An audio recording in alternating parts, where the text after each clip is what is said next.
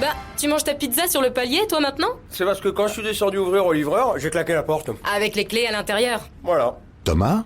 Ouais. C'est le Crédit Agricole. Pour vous rappeler qu'avec votre assurance habitation jeune à seulement 6 € par mois, vous êtes couvert en cas de perte de clé. C'est le Crédit Agricole? Ouais, tout va bien. La nouvelle assurance habitation jeune du Crédit Agricole, 6 € par mois, c'est tout. Contrat assuré par Pacifica, entreprise régie par le Code des assurances et distribué par votre caisse régionale de Crédit Agricole courtier en assurance. Tarif en vigueur au 1er janvier 2023. Conditions sur crédit-agricole.fr. L'info éco avec Capital. On commence avec l'info pratique. À partir du 1er février 2023, la durée d'indemnisation des nouveaux inscrits à Pôle emploi va varier en fonction de la situation du marché du travail. Si la conjoncture est favorable, alors les règles seront plus strictes. A l'inverse, en cas de dégradation de la situation économique, les règles seront assouplies. Avec un taux de chômage de 7,3% actuellement et qui devrait peu évoluer d'ici début 2023, la situation est considérée comme favorable. Conséquence, la durée d'indemnisation va donc baisser pour les nouveaux demandeurs d'emploi. C'est ce que prévoit la nouvelle réforme de l'assurance chômage présentée par le ministère du Travail ce lundi 21 novembre. Tous les détails sur notre site. On enchaîne avec le service du jour. Il peut vous intéresser si vous avez travaillé dans la fonction publique. L'IRCANTEC, caisse de retraite des contractuels de la fonction publique, a lancé un service pour ceux qui ont travaillé un laps de temps court dans le public et qui peuvent recevoir leur pension complémentaire IRCANTEC en une seule fois. Rien de plus simple. Après avoir fait votre demande de retraite en ligne, auprès de votre principale caisse de retraite, l'IRCANTEC est informé qu'une pension doit vous être versée.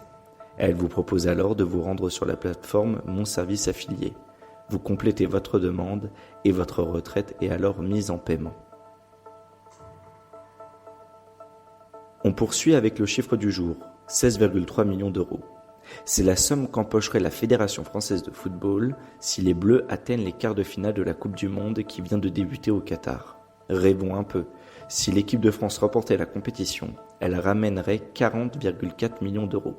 Ce pactole serait bienvenu dans les caisses de la FFF, fragilisées par 2 années de crise sanitaire et par la chute des ventes en billetterie. Si la Fédération compte sur les résultats des Bleus pour équilibrer son budget 2022-2023, ses principales rentrées d'argent proviennent toutefois de ces juteux contrats. Et pour terminer, la personne du jour.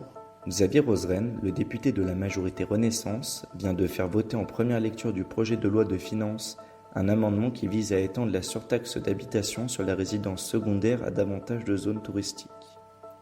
Actuellement, cette surtaxe qui permet aux édiles d'augmenter l'imposition jusqu'à 60% sur les biens de villégiature est cantonnée à quelques 1140 communes en zone tendue. L'objectif du député est de pouvoir étendre cette possibilité à près de 5000 villes. Xavier Roseren s'explique sur cette mesure fiscale dans le grand rendez-vous de l'immobilier sur capital.fr. C'était l'info éco avec Capital. Pour aller plus loin, découvrez le podcast L'Instant Capital. Écoutez nos journalistes raconter leurs enquêtes. Dérapages, success stories, prenez un moment pour vous et plongez dans l'économie côté coulisses.